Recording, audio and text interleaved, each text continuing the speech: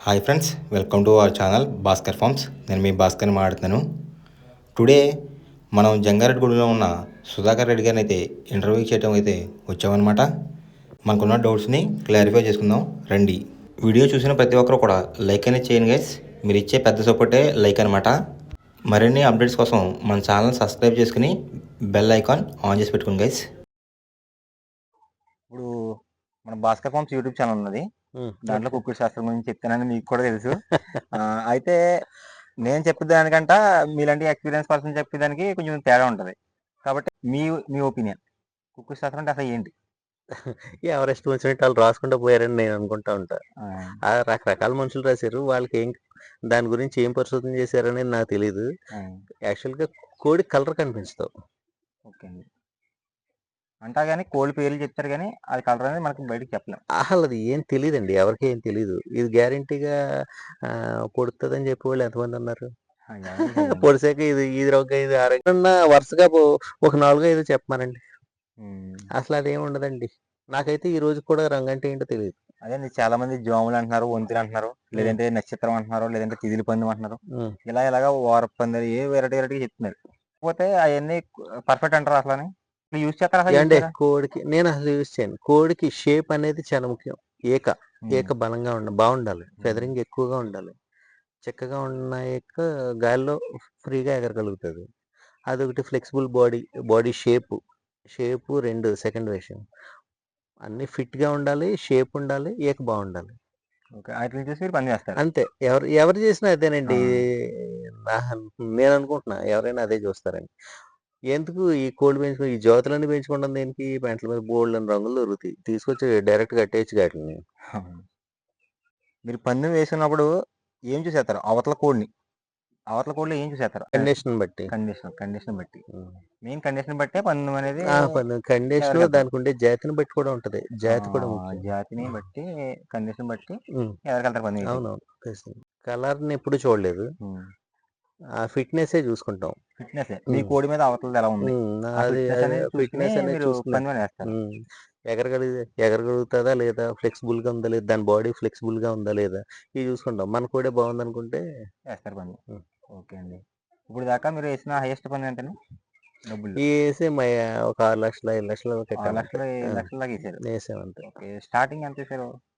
Starting 1,50,000 అలా ఇష్టం వచ్చినట్టు కట్టాము. స్టార్టింగ్ అనేది లేదు కానీ ఎండింగ్ అనేది మాత్రం 6 లక్షల దాకా 5 లక్షలు 6 లక్షలు 6 లక్షల దాకా వేసారు. మీరు లోకల్లోనే వేస్తారండి? లోకలే. బాగా మంచి పందాలు కూడా మన దగ్గర పట్టుకెళ్ళిన వాళ్ళు వీళ్ళు వేసుకుంటా ఉంటారులే కానండి.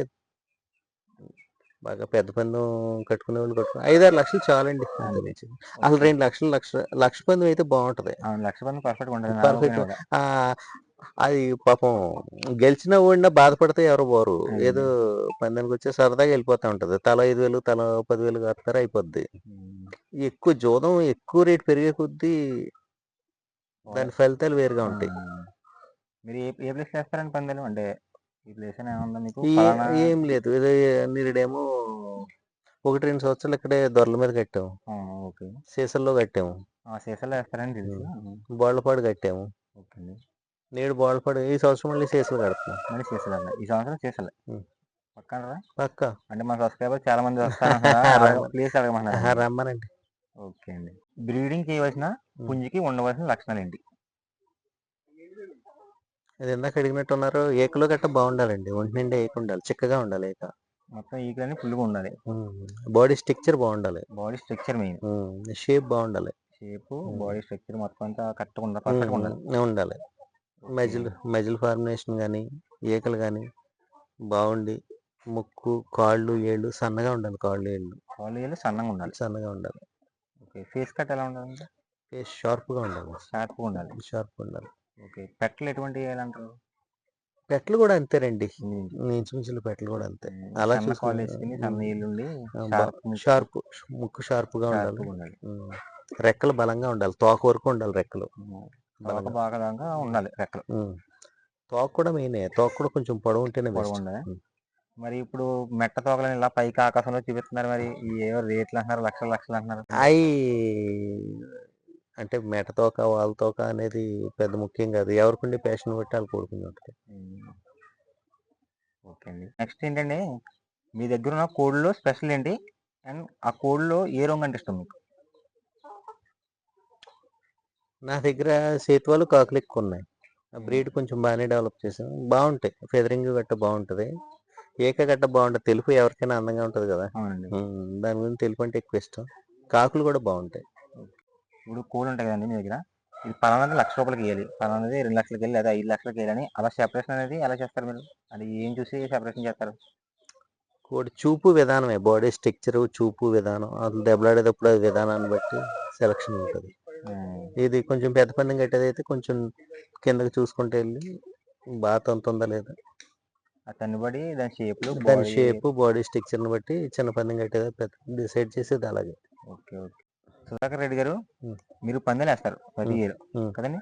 అలా పందాలు వేసినప్పుడు వరుసగా 5, 6 అలాగా కొట్టిన సందర్భాలు ఏమైనా ఉన్నాయా? వరుసగా పోలేని సార్లు కొట్టినాయి.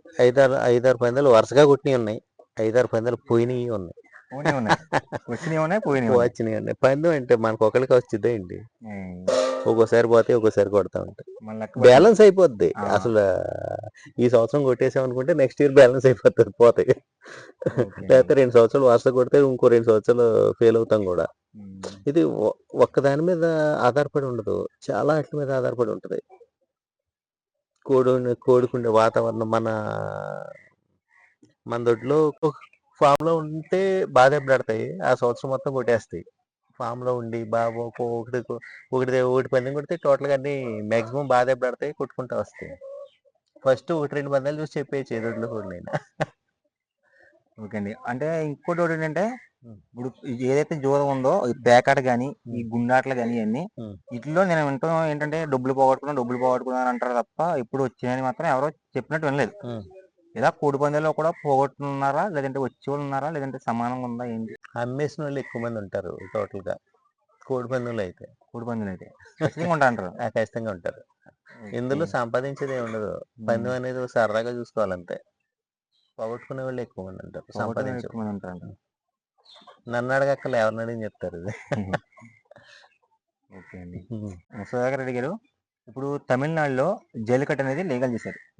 అది ఒక అక్కడ సాంప్రదాయం. మనగడ కోడి పందాలు ఎలాగో సాంప్రదాయం, అక్కడ కూడా జల్లికట్టు అనేది సాంప్రదాయం. అక్కడ లీగల్ చేశారు. అలాగా ఏపీలో కోడి పందాలు అనేది లీగల్ చేసే అవకాశం ఉందా? లీగల్ చేసే అవకాశం లేదనుకుంటున్నా. లేదంటారా? చేసేవారు అయితే ఎప్పుడూ చేసేద్దరు. ఇది పూర్వకాలం నుంచి కూడా వస్తానే ఉంది. కాకపోతే ఇది కరెక్ట్ కాదని. ఎందువల్ల అంటారు? జోదంలోకి వస్తుంది కదా ఇది. జూదం ప్రోత్సహించడం కోసం. ప్రోత్సహించడం కరెక్ట్ కాదని చెప్పేసి ఓకే.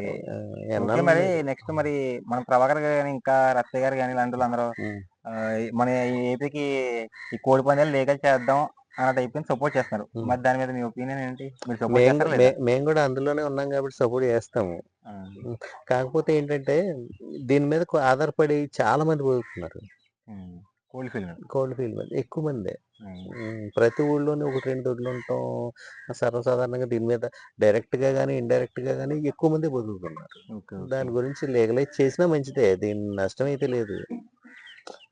ఈ పందెం మీద అంటే ఈ కోడి జాతి కూడా ఇలా బతికుంటానికి కూడా కారణం ఏంటంటే నాటుకోళ్ళు బతికుంటాయి. లేకపోతే మ్యూజియంలో చూడాలి ఈ కోళ్ళని.